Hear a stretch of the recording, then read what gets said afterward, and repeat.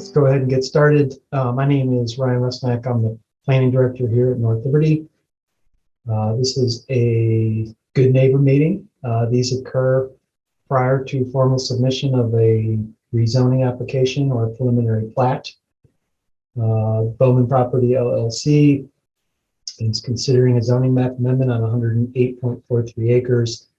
And there are various zoning districts that they're requesting. I'll put up a map here in a few minutes, but the idea here is that this gives the developer and their representatives an opportunity to share what their proposed plans are with the public, and the purpose is to solicit feedback to see if they want to amend or change anything before it's formally submitted.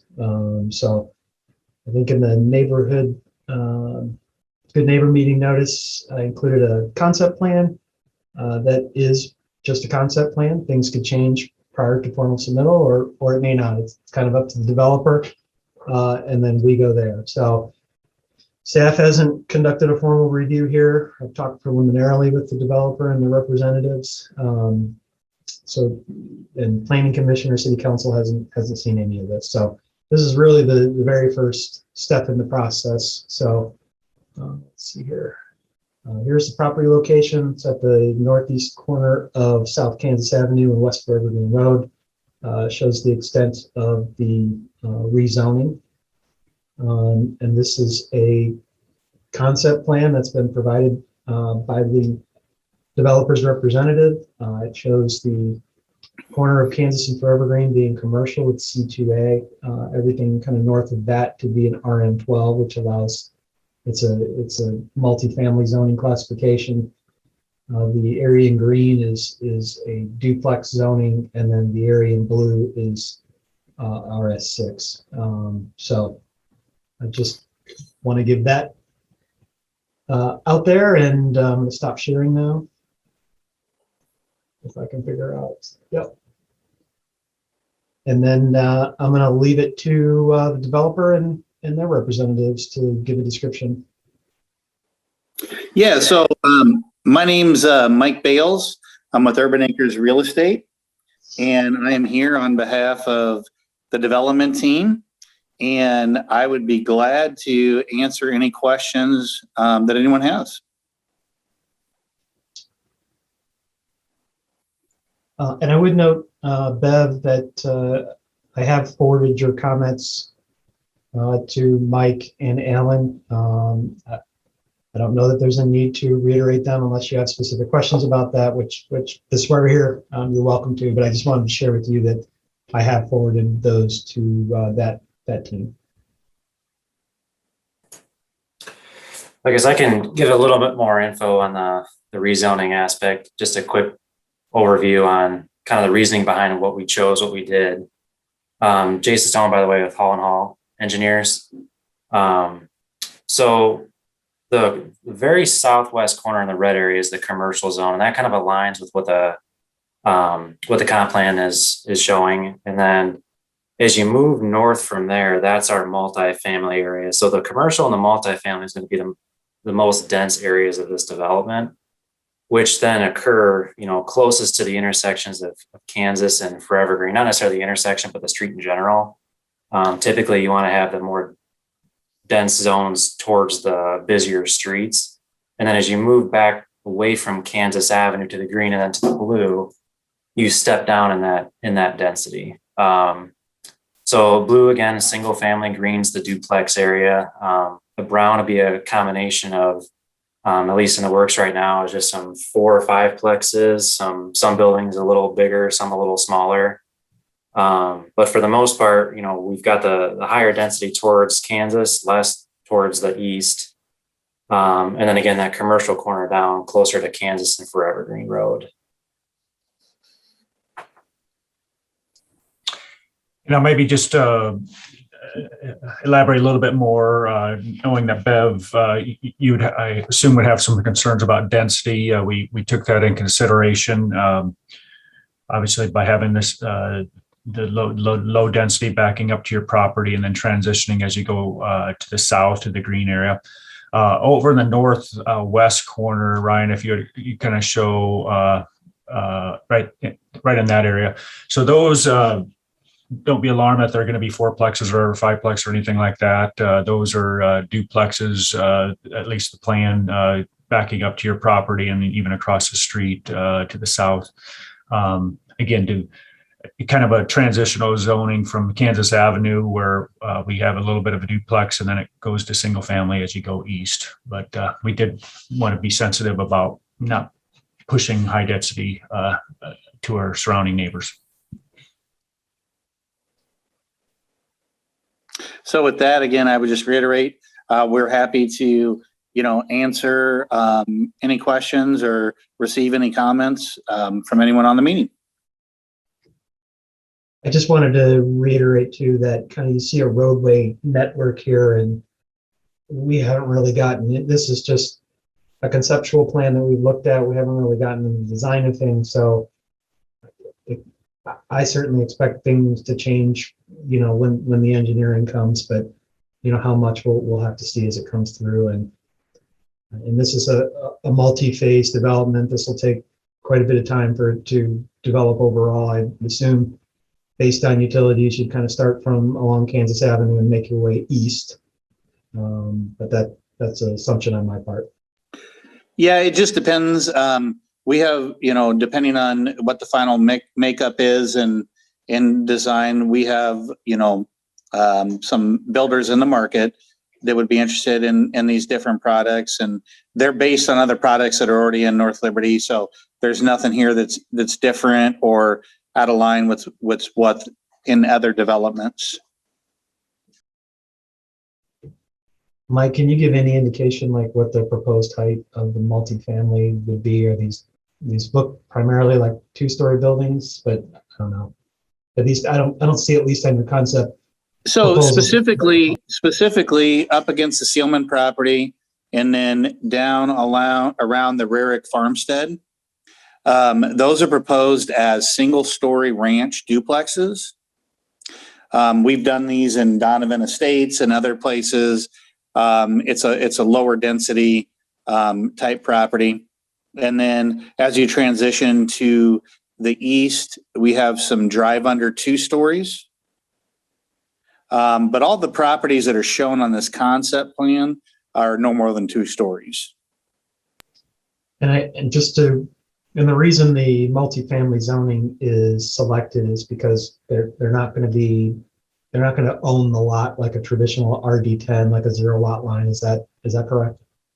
Correct. In the green, those would be the RD10 and would be the traditional 0 lot style where they would own their own lot. They could have a fence. They'd maintain their own yard, sidewalks, driveway, that type of thing. What we've seen over the last 10 years, but really over the last 4 or 5 is just an acceleration into all age ranges of people wanting condominiums. Traditionally you think of condominiums as stacked units or townhouses, but we're seeing a larger demand for baby boomers in duplex style ranch condos, empty nesters that just don't want the yard work. And so what that allows for is really nice manicured lawns and maintenance, and people can come into these units. And while it's RM12 and that suggests high density, it's not, large stacked units. Now, down by the pond and down by Forevergreen Road in the commercial, that may be a future area where there'd be some, 3-story style units. But the rest of it is really designed to complement everything that's around it.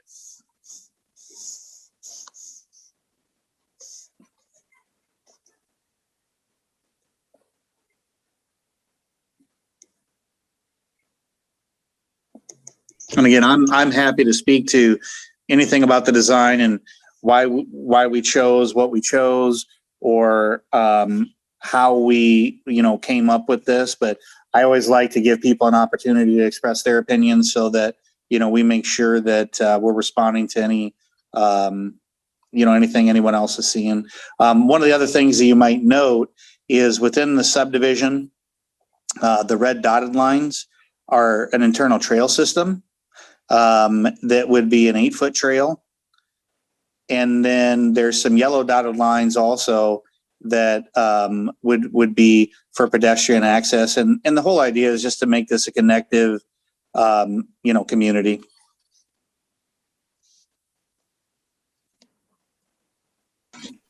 Hey, Mike. Go ahead. I would say one other thing on the sidewalk component of it, the yellow lines are representative of a sidewalk kind of along the streets, but there will be sidewalks on both sides of the street. This is just kind of more or less showing us we were kind of looking through the trail network and connectivity component of it to just kind of see how things kind of overall throughout the whole site connected.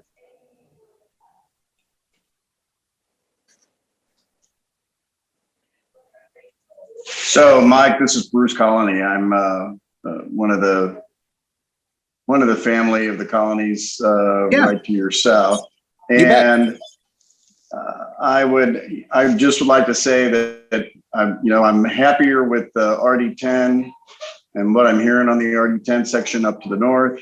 Would love to see that if that boundary can continue on down to the south into the park area, but I understand how that might be hard to delineate. And then the other thing I wanted to question you about, I've got to jump off. I thought I had an hour, but I turned out I only had 15 minutes. The other thing I'd like to make sure that you guys pay special attention to or work with us on is as you develop your park and pond retention area, that we work together on how that's going to affect the drainage swale as that drains across our property and then around under Forevergreen Road. So that's where my main concern is. Other than that, I think, you got them packed in there. And I know that folks like that these days. You're right. The market is definitely for baby boomers and empty nesters is getting away from maintenance. So I think you're on the right track. But we definitely want to make sure we keep our options open on what's going to happen to that 45 or whatever acres it is to your south. So. Absolutely. Yep. No, we can definitely correspond with you on that. That's not a problem. Okay. That's all I got. And thanks for having this meeting. And I'm going to jump off. If I have some other thoughts, I'll just, I'll send them in directly and Mike, I'll copy you. Hey, thanks a lot, Bruce. Okay. Talk to you guys. And just real quick, I guess, for the rest of everyone else that's here, as far as that pond down to the south, there was a swale that was kind of cut in through Colony's property to the east. We do have a wetland area kind of down in that area, so we're going to do everything we can to try to minimize impacts to that, which would then kind of feed into how everything's going to drain from our property to the east. We don't want to back things up onto our property or cause issues east of us or any other properties around us. So yeah, we can definitely work with Bruce on the drainage component leaving our property. Again, I'll throw it out again. If anyone has any additional questions or thoughts that we would be happy to respond to. Yeah, and I know, just keep in mind that if you don't feel comfortable saying something here, my contact information is listed on the Good Neighbor meeting. You can certainly reach out to me, written correspondence to me. So just keep that in mind. Hi, this is Bev Seelman. I don't even know if you guys can hear me. Could somebody say something if you can? We can, Bev. All right. I missed the first 10 minutes trying to figure this thing out. I was dumping corn in an elevator, so now I'm pulled over and I have some concerns as well. I emailed all these concerns to Ryan this morning because I didn't know if I'd be able to get on. There's a retention pond showing up against our property. I guess I'd like to see some drawings and whatever when that gets ready to go, because I know from a minimum there's 3 tile that are in that because Boomerang found those while they were excavating. So I know there's at least 3 tile and possibly more in that area.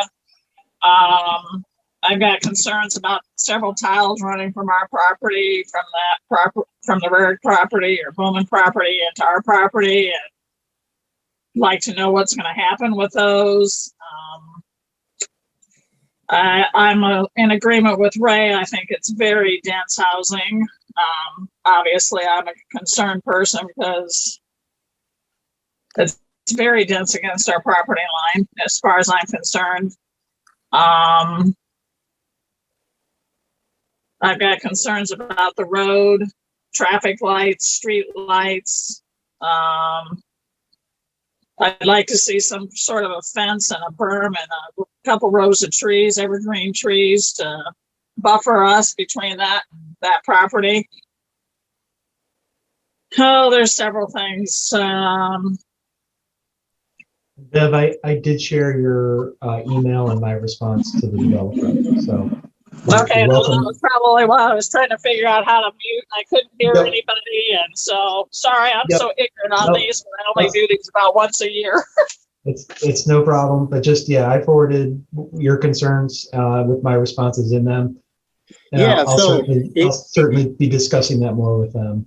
As far as the retention pond to the north, there'll be more engineering that comes with that, and those are all valid concerns. With respect to the properties that are up against your property line, we specifically had single family, and then, you know, to the east of the detention pond, and then to the west of the retention pond, we had duplex ranch style condos. And so we intentionally tried to make that lower density. Well, obviously, the ones to the west are what I'm most concerned about because that's where our house sits. So what's the concern about ranch duplex condos? Well, there's just a lot of them crammed in that small area.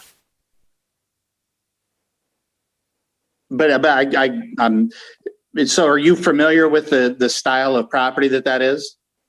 No, I'm not. Okay. I just see that there shows to be 2, 4, 6, 8, 10, 12 units between that and basically the fence line by my fruit trees. So to me, that's high density. Oh, okay. I'd like to see maybe like one or a park right there. So you haven't actually seen the type of duplex condos that we're proposing. So I could show you some pictures of those, and you'll see that they're very similar to single family homes. So that's good. No, but there's just a lot of them in that short area. Yeah, it looks like, Ryan, you're pulling some stuff up there. I'm over in Leon Circle. Now, for some reason, I gotta figure. Okay, gotcha. I guess the duplexes, kind of how they're spaced out, it is not much different than it would be for a single family house. Yeah, realistically, you have 2 units in the building as opposed to one. But the spacing between the buildings that you'll see is pretty similar to what you'd see in a single family setting. It's just you're kind of, obviously you're doubling units because there's duplexes there, but it's not going to look much different from if we were to put single family homes back in there. And obviously for fair housing and everything else, we're not able to say, well, this is the person that can buy this, or this is the person that can't buy that. But with these typical properties and their price points, a lot of times they are empty nester and or I don't want to say retirement style, but over on Jones Boulevard, they have some new areas that are going up there that's kind of a co-op. And that's kind of the design they have over there. And, again, without, specifying and saying, hey, this is who's going to be here, because we never know. When you do a certain style of property and a price point, there tends to be a certain buyer. Yeah, I understand that, but we're a single farm, and I'm not real keen on all the houses that are going to be up against my property line. I'd just as soon see 1 or 2 houses in that area, maybe even one larger lot. I know those sell because they're all around.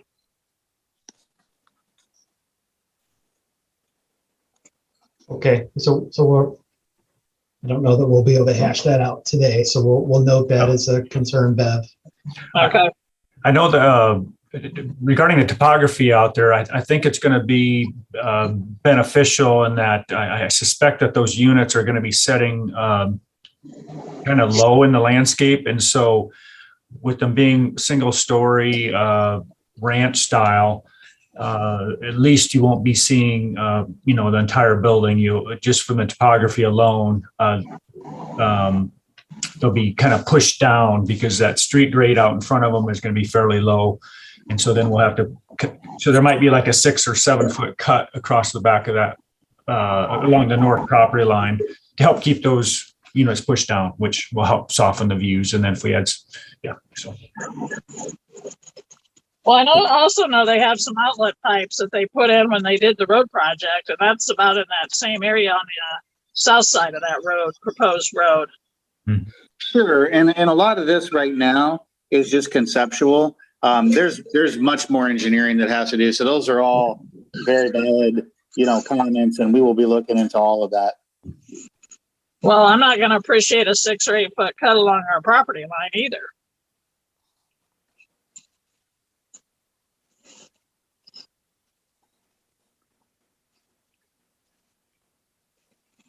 I've already got troubles down in that corner where it meets the road. When you say troubles, what do you mean?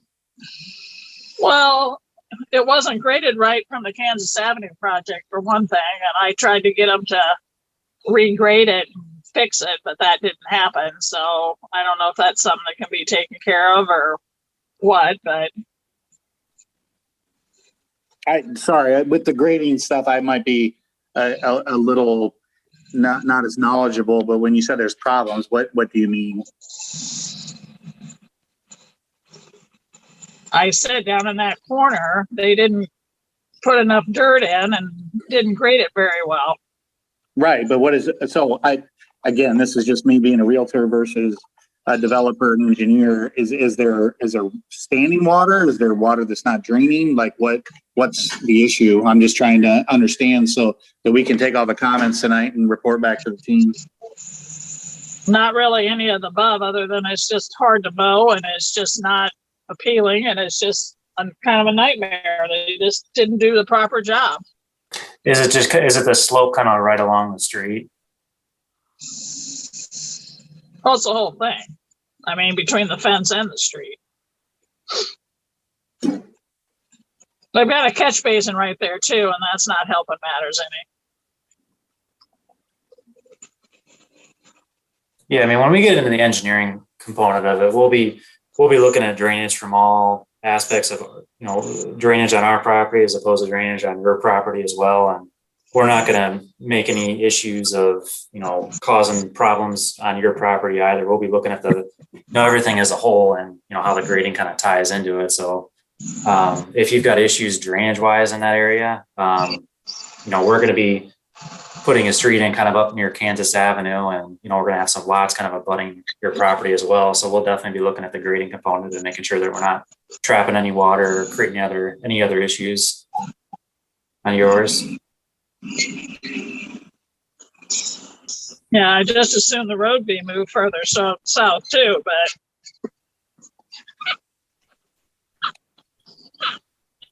Well, and it that location isn't definitive either. And so what I did indicate in our email, Bev, is, we talked early on about not putting that road right up against your property. So that was the concept that they came about, is having, the lots kind of double fronting, I guess, with the street to kind of move that street a little bit to the south. We also have a forced main coming through there, so they're going to have to, stay out of that area as well. All right.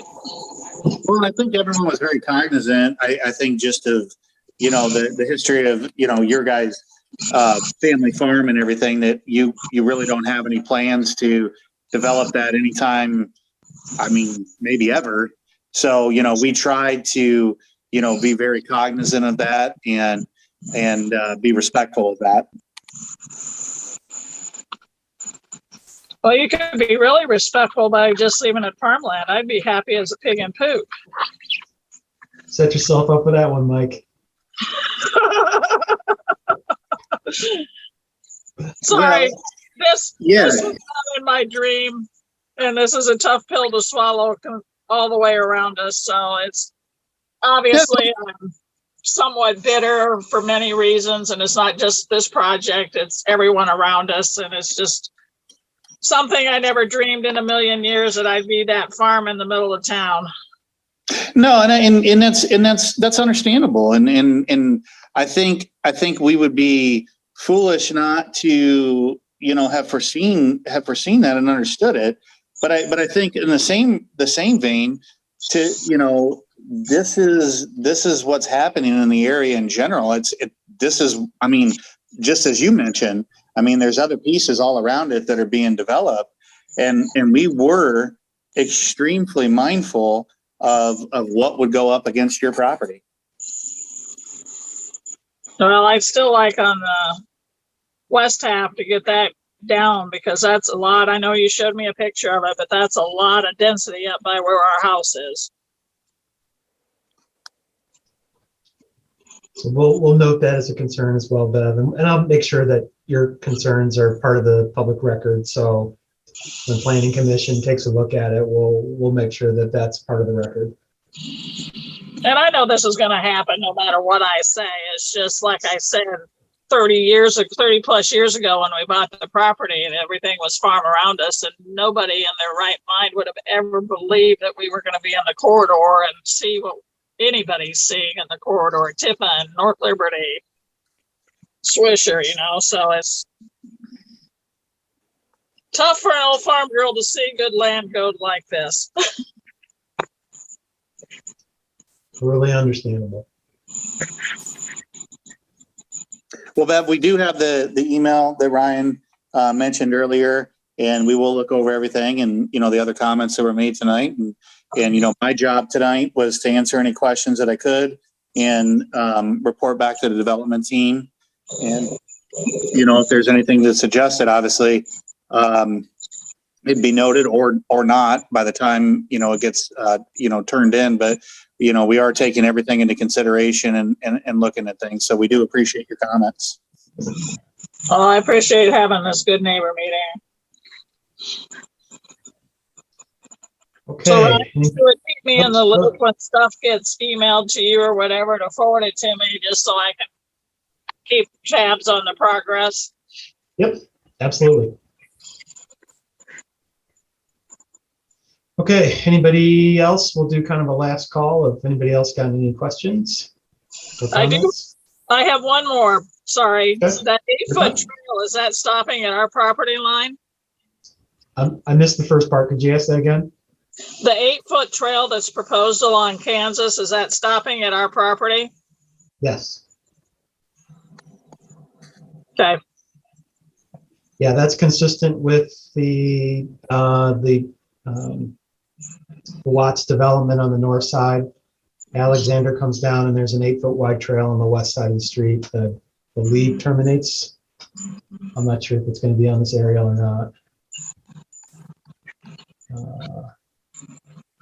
Yeah, the trail isn't in, but it's on the west side. So typically with collector streets, and we would designate this as a future collector street, we would have an 8-foot wide path. And so this Alexander Way is planned to come down and connect to Forevergreen, and then connect up. This is now Heartland Way, but eventually to Harold, if this ever gets developed, but we'd connect up there.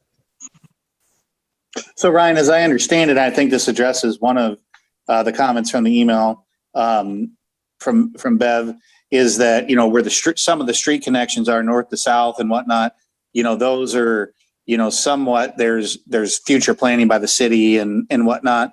If they never develop their properties, those wouldn't go through.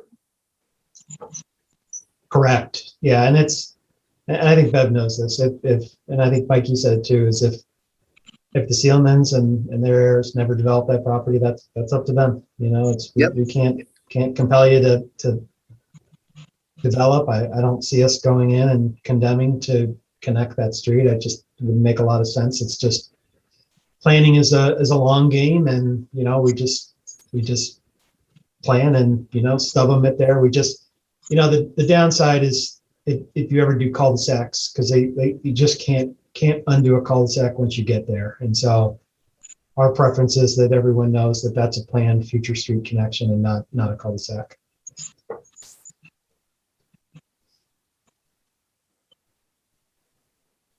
Well, we All right, appreciate we'll the dialogue. Yeah, we'll give her one last call for comments or questions. And again, you can certainly reach me outside of this meeting. Happy to talk to you individually or meet or whatever.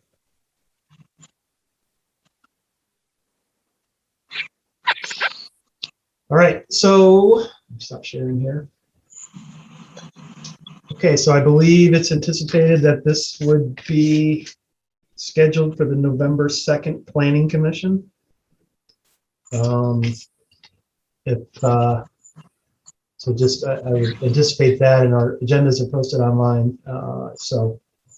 Or if you want me to keep you apprised, just please reach out to me and I'm happy to provide you with any information that you need. But unless anybody has anything else, I'll just call this meeting to an end and appreciate everybody's time. Thanks, everyone. Thank you.